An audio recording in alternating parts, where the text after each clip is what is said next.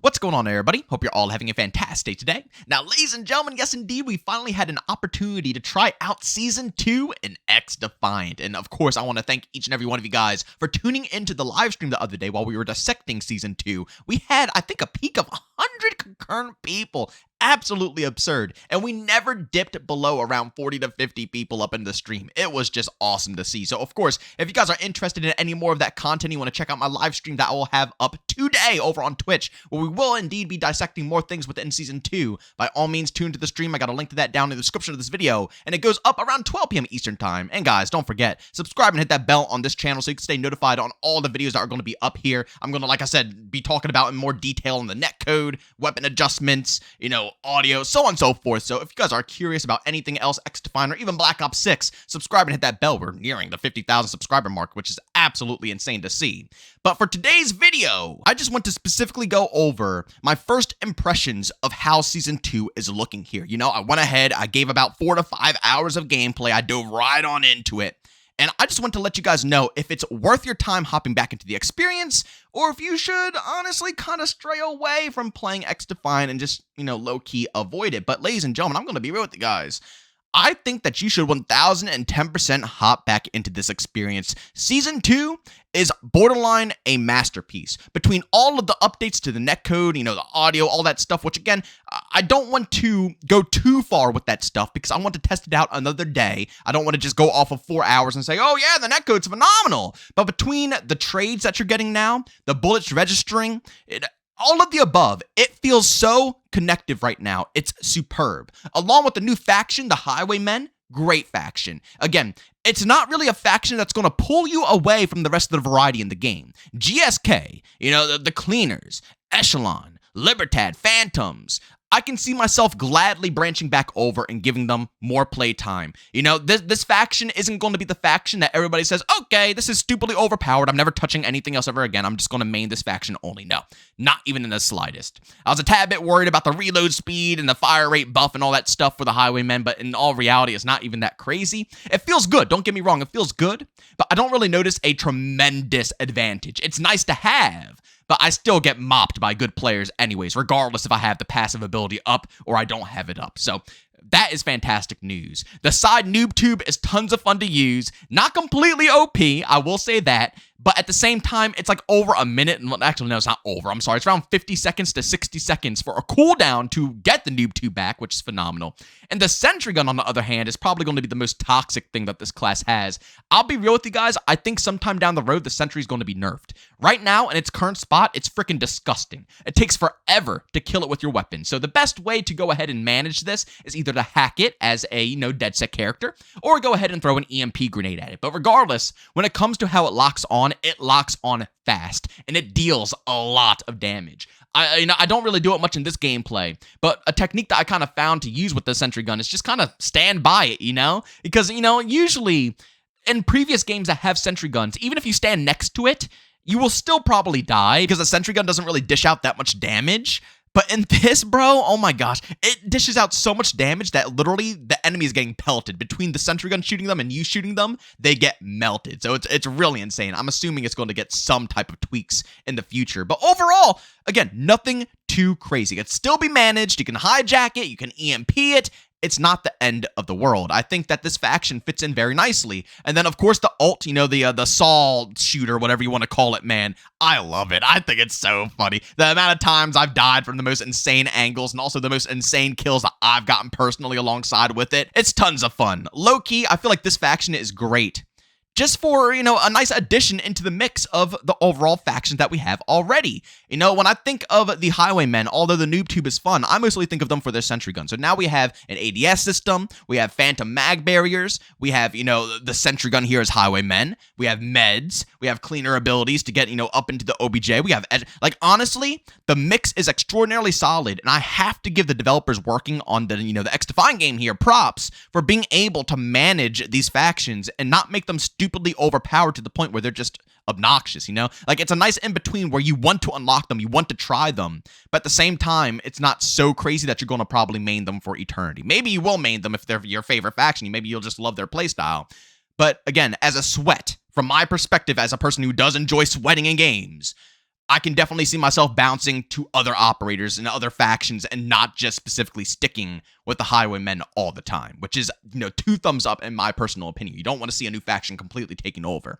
Now, for the new weapons, I didn't get a chance to try them just yet. I tried the PP Bison a little bit. It feels pretty solid, but I haven't gotten time to unlock them again. I will be testing out the SMG on stream today. I should be able to unlock that first and foremost. But for the Battle Pass, it looks good. There are a few skins in the Battle Pass that I'm extremely disappointed about, like a plain green camo and a plain orange camo.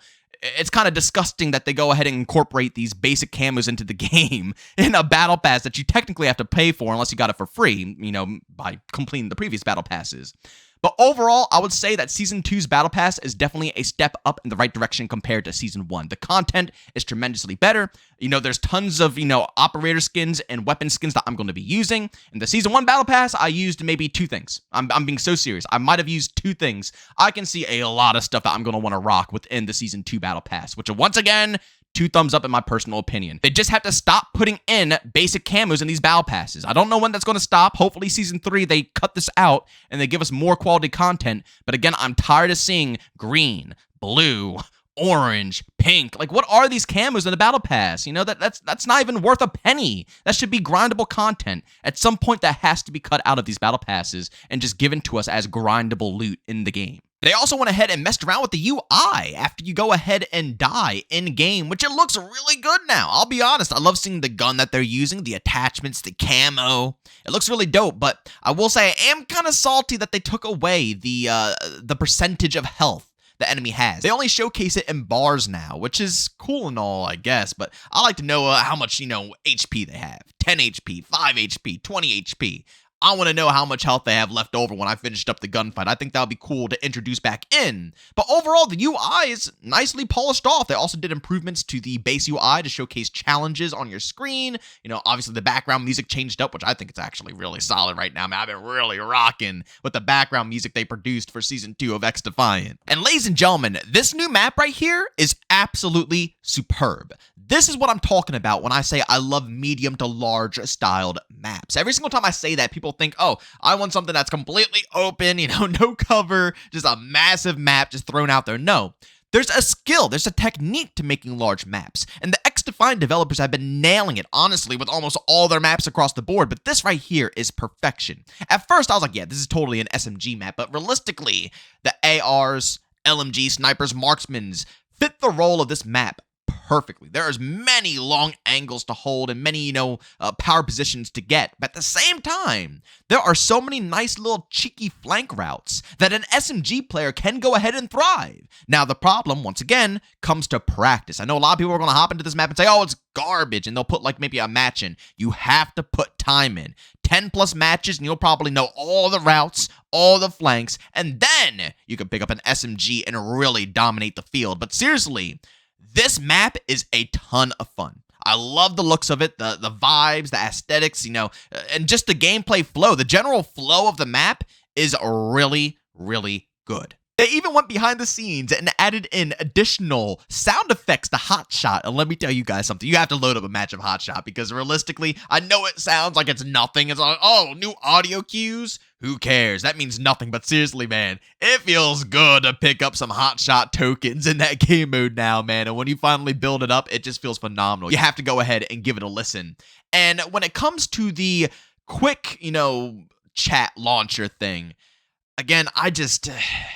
Search and destroy, I found use of it because, I would say, oh, I'm either taking the bomb to A or I'm taking it to B. So my team can have a general understanding of what's going on. But for the rest of the game modes, like I'm attacking the occupy zone or going to B flat, I never look at it. I never look at it. It's at the bottom left and it just is what it is. It's exactly what I worried, myself about, is that it's just going to be something that's just kind of shuffled to the side. The reason why I love the ping system so much is because it's visually on your screen, right? Now, on the bottom left, it's on your screen saying, oh, I'm going here, I'm going there. Maybe if they have physical audio cues, like maybe a little radio chatter behind the scenes, that's not too loud, it's not overwhelming, but it's a little something in the background saying, oh, I'm heading over to B, I'm going to go defend or attack, something like that, just so you can actually hear it. Maybe that would be better for this type of, chat system. But I still think ping is the best way of handling it, right? I want to go to B flag, I look at B, I ping it, bam, everybody on the map sees a red icon or a green, whatever it is, on B, they know I'm there, they know I'm capping it. Oh, I want to go over to B, I look at the B bomb, I ping it, everybody's like, oh, look, on the right in front of me, I don't even have to look at the chat or anything, I can just look right in front of me, that's pinged, I'm going over there. That's why I love the ping system. I'm hoping that gets incorporated sooner than later. I've heard behind the scenes from leaks that it's pretty much good to go. I don't know what they're holding back on, but hopefully it gets implemented sooner than later. The new camo grind is also out, so now every single weapon can be maxed out to 500, but there's a little bit more details on that one. Again, I'm going to make a different video discussing this further and giving my full opinion on this, but just to let you guys know, in order to even unlock the camo, now right now, like if I were to use the MP7 or something, I can grind it up to level 500. I can, but I will not unlock the camo at 500. The only way you can obtain the camo is if, like, I'm just going to say the majority of your weapons have to be level 400, including secondaries, snipers, marksmans, LMGs, ARs, and SMGs. It's a grind, but again, I don't want to give my opinion. I'm going to hold that for a different video, but that, just so you guys know, that's how you get the new max camo, is by also maxing out a bunch of your weapons as well. I want to know what you guys think about this down in the comments section, just so I can get a general idea of how people are really feeling about this overall challenge. But overall, you know, it's a new grind to the game, so there's more stuff to work towards. And finally, ladies and gentlemen, you know what I really want to dive into? Something I'm actually shocked about? The bomb game mode, Search and Destroy. I was a little concerned about this. I was wondering how this is going to turn out within XDefiant, because, you know, if we're going to be real here, the abilities were going to have a massive play on how this is going to, you know, turn out. But honestly, it is really solid. Now, I am a OG Search and Destroy head. I will say recently, my playstyle kind of moved more towards Domination, Occupy, you know, stuff like that, respawn game modes. I'll just say respawn. I've become more of a respawn player. But from the beginning of time with like Call of Duty 4 multiplayer up to Call of Duty Ghost, I'm not lying to you guys, I'm being so serious. Every single one of those COD games, I never touched TDM. It was always Search and Destroy. I might have like 3 matches played in each of those games in TDM. I was such a hardcore search head. Well, not hardcore. Modern Warfare 3, I was a hardcore search head. But Search and Destroy head, yes, for pretty much every COD game. I love the game mode. So trust me, I was interested to see how this was going to be incorporated into XDefiant.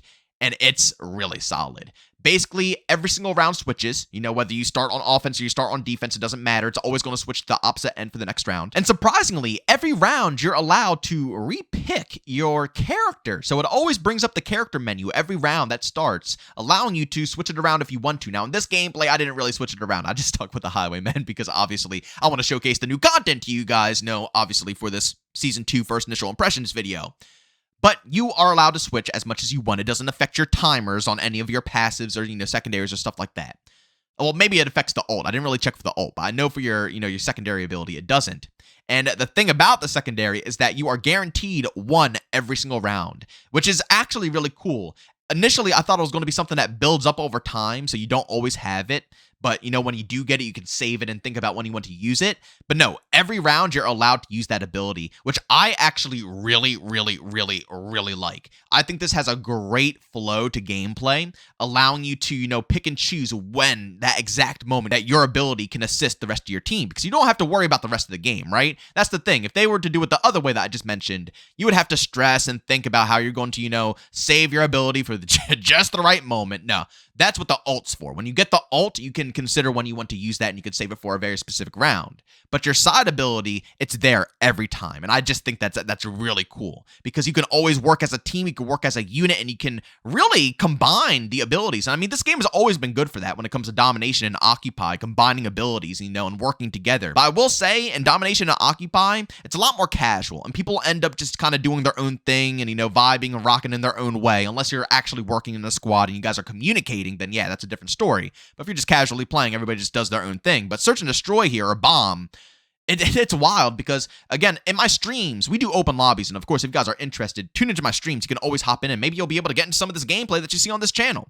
But in my streams, like I said, open lobbies, everybody's welcome to join, but nobody, I have my audio completely off because I like to talk to chat, and I don't want too much background noise, and, I don't want to, be reading off the chat and then someone accidentally talks up or something, and, none of that stuff. I want to focus on chat, so everybody just hops in. We're all kind of just solo players playing it as a group, right? Nobody's talking, nobody's calling out. We're all just a bunch of solos running around having a good time. But in Search and Destroy or Bomb, I need to figure out what the heck I'm going to call this, man. What are you guys going to call it, man? Are you guys going to call it Bomb or Search? I might just stick with Search and Destroy if I'm going to be honest with you, but I want to know what you guys think.